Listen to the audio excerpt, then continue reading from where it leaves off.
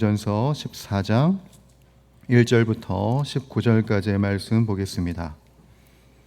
신약 280페이지에 있는 고린도전서 14장 1절부터 19절까지의 말씀, 우리 이 말씀을 한 목소리로 함께 합독하도록 하겠습니다.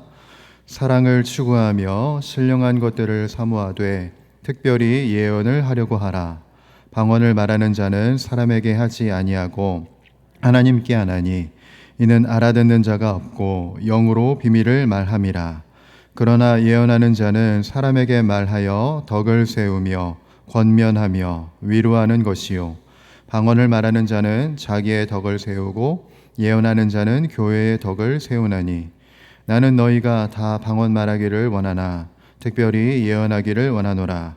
만일 방언을 말하는 자가 통역하여 교회의 덕을 세우지 아니하면 예언하는 자만 못하니라. 그런즉 형제들아, 내가 너희에게 나아가서 방언으로 말하고 계시나 지식이나 예언이나 가르치는 것으로 말하지 아니하면 너희에게 무엇이 유익하리요? 혹 필이나 검은고와 같이 생명 없는 것이 소리를 낼 때에 그 음의 분별을 나타내지 아니하면 필이 부는 것인지 검은고 타는 것인지 어찌 알게 되리요? 만일 나팔이 분명하지 못한 소리를 내면 누가 전투를 준비하리요? 이와 같이 너희도 혀로서 알아듣기 쉬운 말을 하지 아니하면 그 말하는 것을 어찌 알리요? 이는 허공에다 말하는 것이라. 이같이 세상에 소리의 종류가 많으나 뜻없는 소리는 없나니 그러므로 내가 그 소리의 뜻을 알지 못하면 내가 말하는 자에게 외국인이 되고 말하는 자도 내게 외국인이 되리니 그러므로 너희도 영적인 것을 사모하는 자인즉 교회의 덕을 세우기 위하여 그것이 풍성하기를 구하라. 그러므로 방언을 말하는 자는 통역하기를 기도할지니 내가 만일 방언으로 기도하면 나의 영이 기도하거니와 나의 마음은 열매를 맺지 못하리라. 그러면 어떻게 할까? 내가 영으로 기도하고 또 마음으로 기도하며 내가 영으로 찬송하고 또 마음으로 찬송하리라. 그렇지 아니하면 내가 영으로 축복할 때에 알지 못하는 처지에 있는 자가 내가 무슨 말을 하는지 알지 못하고 내 감사에 어찌 아멘하리요? 너는 감사를 잘 하였으나 그러나 다른 사람은 덕세움을 받지 못하리라. 내가 너희 모든 사람보다 방언을 더 말함으로 하나님께 감사하노라. 그러나 교회에서 내가 남을 가르치기 위하여 깨달은 마음으로 5마디 말을 하는 것이 1만 마디 방언으로 말하는 것보다 나으니라. 아멘. 주일 이후 첫날 이 제단에 나오신 우리 주님의 권속들 환영하고 축복합니다. 우리들의 삶 가운데 새 날을 여시고 새 역사를 이루시는 주님을 만끽하는 우리 모두가 되기를 간절히 소원합니다. 오늘 말씀을 시작하면서 우리가 신앙생활을 하면서 참 많이 사용하는 단어 하나를 나누고자 합니다. 바로 영성이라는 단어입니다. 우리는 흔히 기도를 오래 하거나 아니면 영적 체험을 하거나 아니면 혹은 신비로운 은사를 가진 사람을 보면 영성이 깊다라고 말하곤 합니다. 그렇다면 성경이 말하는 영성도 우리가 말하는 것과 그리고 우리가 생각하는 것과 같은 것일까? 오늘 본문 1절을 보게 되면 사도 바울은 신령한 것들을 사모하라고 이야기를 합니다. 당시 고린도 교회 성도들은 이 신령이라는 단어를 황홀경에 빠지거나 아니면 남들이 하지 못하는 신비한 방언을 유창하게 하는 등 개인적이고 초자연적인 체험으로만 이해를 했습니다. 그래서 은사를 받으면 자신이 남들보다 더 신령한 존재, 더 뛰어난 존재가 된 것처럼 교만해졌어요. 그러나 사도 바울이 고린도전서 12장과 그리고 13장을 거쳐서 14장에 이르기까지 일관되게 선포하는 참된 영성의 모습이 있는데 그것은 뭐냐면 신비한 능력이 있다는 게 은사가 아니라는 거예요. 참된 영성이란 우리가 예수 그리스도를 얼마나 닮았는가에 있다는 것입니다. 그것이 우리들에게 아주 중요한 척도가 된다는 것이죠. 아무리 특별하고 아무리 화려한 체험이 있고 은사가 있다고 할지라도 그 삶에 예수 그리스도의 인격과 그리고 예수 그리스도의 사랑이 닮음이 없다면 성경이 말하는 신령함이 아니라는 것입니다. 저는 바라본데 이 시간 우리 모두가 오늘 말씀을 통해서 주님을 닮은 영성이 생겨날 수 있기를 바랍니다. 어떤 은사, 특정한 은사, 아니면 수많은 은사를 우리들이 바랄 수 있겠지만 그 무엇보다도 가장 우리들이 추구했으면 좋겠는 바는 우리가 예수 그리스도 닮는 것, 예수 그리스도의 사랑을 담고 그리고 그분의 사명을 담는 것이 바로 우리들의 모습이 될 수 있기를 간절히 소원합니다. 그래서 오늘 본문을 좀 세 부분으로 살펴보려고 하는데요. 1절에서 5절까지를 보고 그리고 6절부터 12절까지 그리고 마지막 19절까지를 좀 살펴보도록 하겠습니다. 먼저 1절부터 5절까지를 보게 되면 바울은 고린도 교인들이 자랑거리로 삼았던 그 방언과 그리고 하나님의 말씀을 대언하는 이 예언을 비교하면서 설명을 하는데 1절부터 5절까지 바울이 말하는 핵심은 딱 하나입니다. 우리의 모든 사역과 은사는 오직 교회의 덕을 세우는 것이 목적이 되어야 한다는 사실인 거예요. 그래서 3절, 4절, 5절을 보게 되면은 여러분 어떤 단어가 계속 반복이 됩니까? 덕이라는 말이 계속 반복이 됩니다. 3절에 덕을 세우며 4절에 교회의 덕을 세우나니 5절 교회의 덕을 세우지 아니하면 이라는 말을 통해서 덕을 세운다라는 것에 대해서 굉장히 많은 초점을 맞추고 있고 강조를 하고 있다는 거예요.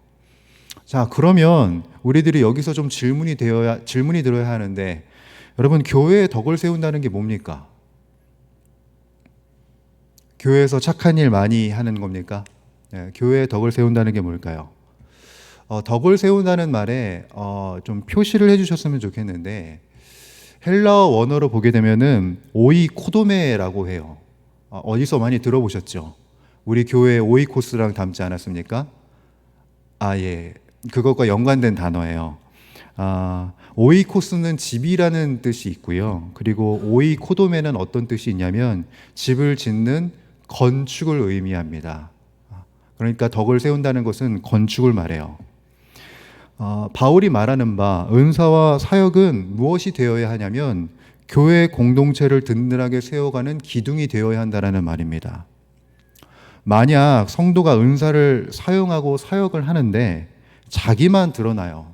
그리고 다른 사람에게 상처를 주면서 공동체가 쪼개지는 일이 벌어집니다. 그러면 그것은 성경이 말하는 바 덕을 세우는 것이 아닌 것입니다.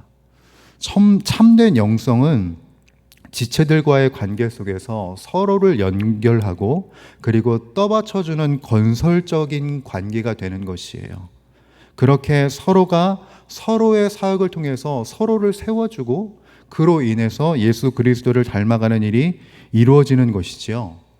자, 그렇다면 우리가 한번 질문을 해봤으면 좋겠어요. 내 스스로. 자, 나의 사역과 나의 섬김은 지금 교회라는 공동체를 아름답게 세워가고 있습니까? 내가 드러나는 것이 아니라 교회 대신 예수 그리스도가 드러나고 그 교회가 온전히 서가는 것, 그것이 나의 섬김과 나의 사역입니까? 우리가 나를 드러내고 나를 증명하려는 마음들이 참 많죠. 사역을 하게 되면 우리들이 어떤 일을 하게 되면 교회 안에서 일을 하게 되면 내가 이만큼 일을 했어요. 내가 이만큼 수고를 했어요. 내가 이만큼 노력을 했어요. 박수 칠만 합니다. 큰 수고가 있었고 큰 노력이 있었어요. 그런데 그 칭송을 받기 위한 것이라면은 우리들의 이 사역은 뭔가 잘못된 것이다라는 거예요. 우리들의 분명한 목적과 목표는 예수 그리스도를 닮아가는 것과 그리고 교회 공동체를 세워가는 것에 있는 것이다. 바로 이것을 염두할 수 있는 우리 교회 모든 지체들이 될 수 있기를 바랍니다. 이어지는 6절부터 12절까지를 좀 살펴보도록 하겠습니다. 이 구절에서는 이 바울이 악기의 비유를 들면서 자신의 논리를 제시하고 있어요. 피리랑 그리고 검은고가 소리를 낼 때에 그 음을 제대로 연주하지 않으면, 제대로 내지 않으면 무슨 곡을 연주하는지 어떻게 알겠냐는 거예요. 제가 아시다시피 찬양 사역을 지금 하고 있고 그리고 많은 시간 제가 찬양 사역을 해왔습니다. 그런 터라서 악기에 관한 일들을 많이 접하게 되는데, 그 이전 교회에서 어떤 일이 있었냐면 청소년 아이들이 이제 찬양 연습을 하는데 어떤 악기가 음이 안 맞는 거예요. 그래서 알고 보니까 그 친구가 다른 곡의 코드 악보를 보고 연습을 한 거예요. 그래서 다른 친구들과 악보가 달랐던 겁니다. 그러다 보니까 이 음이 제대로 어울리지 않았던 것이죠. 자기는 일주일 동안 그 악보만 보고 연습했다는 거예요. 그리고 최선을 다했는데 약속된 악보가 아니라 다른 것으로 연주를 하니까 이게 굉장히 이상한 찬양이 돼버리고 말았던 것이죠. 사도 바울이 말합니다. 12절에 이렇게 말하는데, 그러므로 너희도 영적인 것을 사모하는 자인즉 교회의 덕을 세우기 위하여 그것이 풍성하기를 구하라고 말했어요. 우리가 음역대가 분명해야 아름다운 노래가 되고 소리가 명확해야 온전한 소통과 연결이 가능해집니다. 이처럼 하나님이 우리에게 영적인 것을 주신 이유는 다른 것이 아니라 공동체 안에서 아름다운 화음을 만들어내고 온전한 소통을 이루기 있게 하기 위함이신 거예요. 여기서 우리들은 또 스스로에게 질문을 좀 던져봐야 되겠죠? 나의 은사는 지금 하나님의 말씀과 우리 교회의 정체성에 일치되어 사명을 감당하고 있는가? 나의 추구가 공동체에 유익을 주지 못하고 다른 지체들과 소통되지 않는 나만의 만족이라면 그것은 하나님의 교회를 채우는 아름다운 음악이 아니라 소음에 불과할 수 있다. 이것을 기억해야 합니다. 여러분, 나의 열심이 지금 말씀과 공동체의 일체를 이루고 있습니까? 우리가 그로 인해서 그리스도를 닮은 성품으로 변화되고 있습니까? 늘 이 척도를 갖고 우리들이 영적인 것을 사모할 수 있는 저와 여러분들이 되기를 간절히 소원합니다. 마지막으로 13절부터 19절까지를 보겠는데요. 바울은 이 대목에서 고린도 교회의 가장 고질적인 문제를 다루고 있습니다. 당시 고린도 교회의 본질적인 문제는 하나님이 주신 그 은사 자체가 나빴던 것이 아니지요.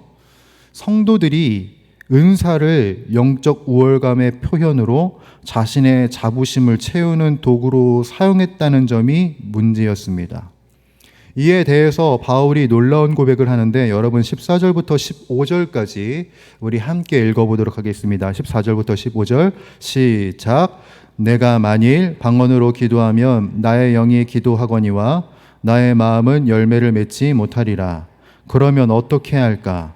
내가 영으로 기도하고 또 마음으로 기도하며 내가 영으로 찬송하고 또 마음으로 찬송하리라. 아멘. 여러분 14절과 15절을 보게 되면 바울이 영으로 기도할 뿐만 아니라 마음으로도 기도하겠다고 말합니다. 영으로 찬양할 뿐만 아니라 마음으로도 찬양하겠다고 말해요. 여기서 영은 말 그대로 영이고 마음은 이성과 지성을 의미합니다. 고린도 교인들은 생각을 하기로 나의 이성과 지성을 넘어서 우리가 통제할 수 없는 황홀경에 빠져든다면, 어떤 굉장히 신비한 영적 체험에 빠져든다면 그것을 더 고상한 영성이라고 착각을 했어요. 그런데 바울이 말하길 하나님이 주신 온전한 이성과 지성, 그러한 마음으로 다른 사람을 배려하고 그 영을 세우고 가르치는 것이야말로 진짜 영적 성숙이다라고 우리들에게 알려줍니다. 그래서 바울이 19절에서 이렇게 고백을 해요. 19절 보세요. 그러나 교회에서 내가 남을 가르치기 위하여 깨달은 마음으로 5마디 말을 하는 것이 1만마디 방언으로 말하는 것보다 나으니라. 내가 남을 가르치기 위해서 깨달은 마음으로 5마디 말을 하는 것이 훨씬 더 낫다. 여기서 우리는 또 다른 질문을 마주하게 됩니다. 여러분, 나의 은사는 지금 누구를 세우고 있습니까? 누구를? 내 옆에 지체를 지금 살리고 있습니까? 내 앞뒤 좌우에 있는 지체를 지금 세우고 있습니까? 우리가 공동체의 질서를 따라서 영혼을 살리는 말, 그리고 진리의 말을 하는 것이 우리들의 사명이 되어야 합니다. 바로 그것이 우리 지체를 살리는 것이지요. 나의 지성과 나의 이성을 뽐내는 것이 아니라 나의 지성과 이성으로 영을 다해서 그 사람의 영혼을 세우는 사람, 그 사람이 우리가 되기를 간절히 축복합니다. 말씀을 마무리합니다. 우리 교회 창립 47주년이 지났어요. 그렇죠? 그리고 우리들은 새로운 시즌을 향하여서 이제 계속해서 나아가고 있습니다. 그것을 위해서 우리가 기억해야 할 세 가지 질문이 있어요. 아까 제가 정리드렸던 질문입니다. 첫 번째, 나는 공동체를 세우고 있는가? 교회를 잘 세우고 있는가? 나의 가족을 세우고 있는가? 두 번째, 나는 공동체의 일치를 이루면서 사명을 감당하고 있는가? 하나님의 말씀 안에서의 일치를 이루고 있는가? 마지막 세 번째, 나의 은사는 그럼 구체적으로 누구를 세우고 있는가? 사랑하는 주의 권속들, 우리 모두가 예수 그리스도를 닮은 영성으로 교회를 교회되게 세울 수 있기를 간절히 소원합니다. 그리하여 우리를 통해서 교회가 더욱 든든히 세워지고 주님의 거룩함과 평강이 가득히 부어지기를 주님의 이름으로 간절히 축원합니다. 함께 기도하겠습니다. 거룩하시고 전능하신 우리 주 하나님 아버지, 연약하디 연약한 우리들을 주님의 사명자로 세우시고 이 땅에 교회의 기둥으로 세우시니 감사를 드립니다. 부족하고 연약하지만 그러나 주님의 세임받아 살아가며 주님이 주신 은사를 가지고 나의 교회를, 나의 가족을, 나의 친구를 세워가기 위해서 우리들 살아갈 수 있기를 소원합니다. 주님을 닮은 영성으로, 주님을 닮은 마음으로 하나님을 사랑하고 이웃을 사랑할 수 있게 하여 주시옵고, 하나님 아버지께서 주시는 참된 말씀과 진리의 일치를 가지고 신실하게, 진실하게, 거룩하게 우리의 교회를 갖고 가고 우리들의 가정을 갖고 갈 수 있는 우리 모두의 삶이 되게 하여 주시옵소서.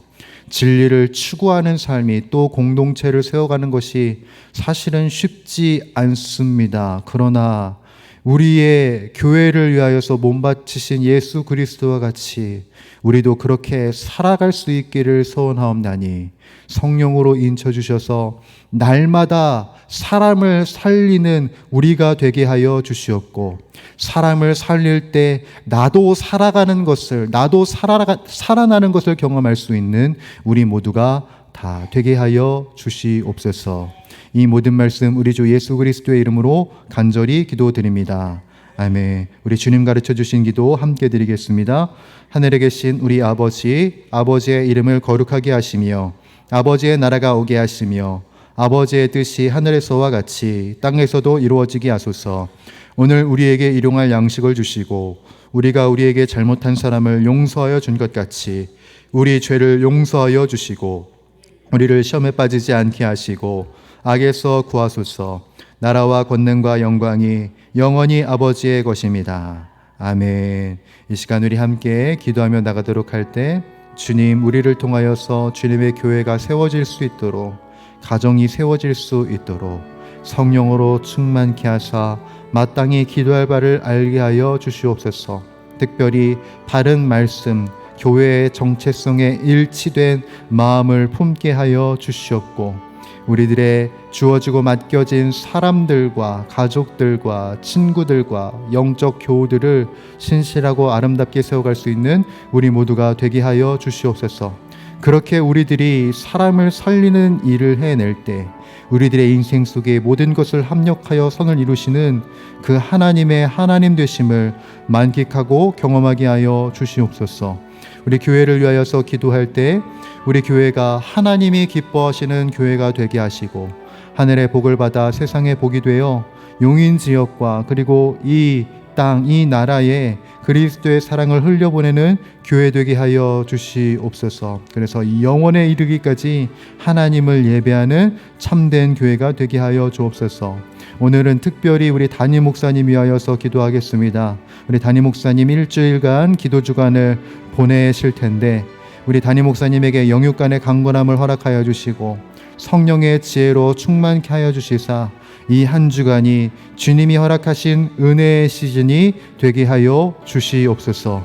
우리 영유아부의 여름 성경학교를 위하여서도 기도해 주시길 바랍니다. 7월 11일부터 12일까지 여름 성경학교가 진행이 되는데 모든 일정 가운데 주님이 친히 함께해 주시고 우리 사랑스러운 영유아부 아이들이 주님과 함께 살아가는 믿음의 사람 되게 하여 주시옵소서. 준비하시는 우리 교육자와 그리고 모든 선생님들에게 지혜를 허락하여 주옵소서. 여러분들이 가지고 나오신 기도의 제목들과 그리고 연약해져 있는 우리 환우들을 위하여서 우리 이 시간 마음을 다하여 전심을 다하여 기도하며 나가도록 하겠습니다. 함께 기도합니다. 거룩하신 주님, 존귀하신 주님, 사랑과 은혜가 풍성하신 우리 주 하나님 아버지, 거룩하신 주님의 은혜